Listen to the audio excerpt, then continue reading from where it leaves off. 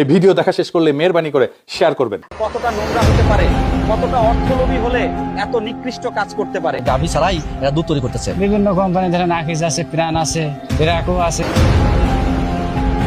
সবাইকে প্রাকৃতিক শুভেচ্ছা। প্রথমেই প্রাকৃতিক হাটের এই পর্বটি শেয়ার করে দেবেন যাতে আপনি সচেতন হতে পারেন, পুরো দেশের মানুষ সচেতন হতে পারে। আজকের যে বিষয়টি তা অত্যন্ত ভয়াবহ, বিশেষ করে শিশুদের জন্য। মাত্র দুদিন আগে পাবনাতে আবারও ধরা পড়েছে বড় একটি চালান, যেখানে গাভী ছাড়াই তৈরি হচ্ছে দুধ। কিভাবে সম্ভব? সব সম্ভব দেশ বাংলাদেশ, যেখানে অসম্ভব বলে কোনো কথা নাই।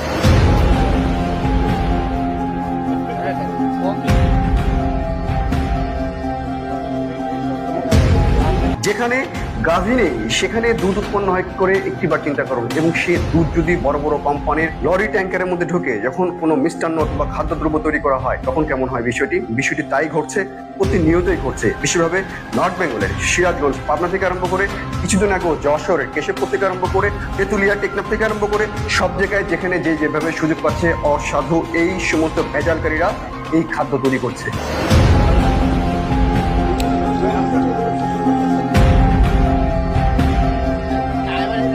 সম্পূর্ণ কেমিক্যাল, জেলি আর তেল দিয়ে এই দুধ তৈরি করে বাজারে এরা বিক্রি করছে, যা খেলে আপনার মৃত্যুও হতে পারে। নকল দুধ ব্যবসায়ীকে জরিমানা এবং জেল দিয়েছে ভ্রাম্যমাণ আদালত।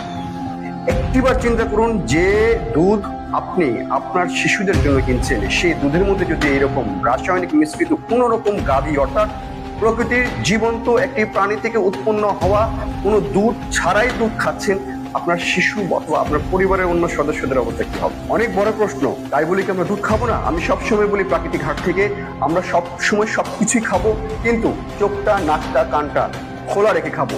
কেননা আপনার চোখের সামনে আপনার আশেপাশে ঘুর ঘুর করছে সেই ভেজালকারীরা, সেই প্রতারকরা, এবং সেই প্রতারকদের কাছ থেকে আপনি যেন আর প্রতারিত না হন, সেই জন্য আপনাকে সজাগ হতে হবে।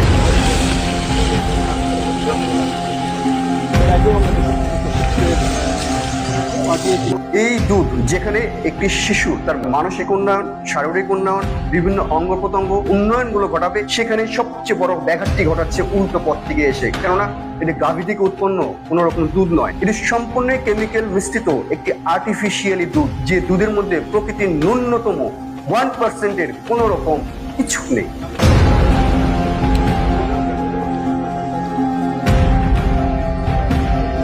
মৃত্যুও হতে পারে। আপনি মরলেন না বড় রোগে আক্রান্ত হলেন, সেটা এদের দেখার বিষয় নয়। এদের দরকার টাকা। আমরা প্রচুর পরিমাণ নকল দুধ ও সেই সাথে দুধ তৈরি করার উপকরণ এবং এই দুজন অসাধু একটু সতর্ক কোনো মাইন্ড নেই। আমরা একটু সাবধান হলেই এই প্রতারকরাও অনেক পিছিয়ে যাবে। কিন্তু ইউ অ্যাটেম্প টু মার্ডার, সরকারের যে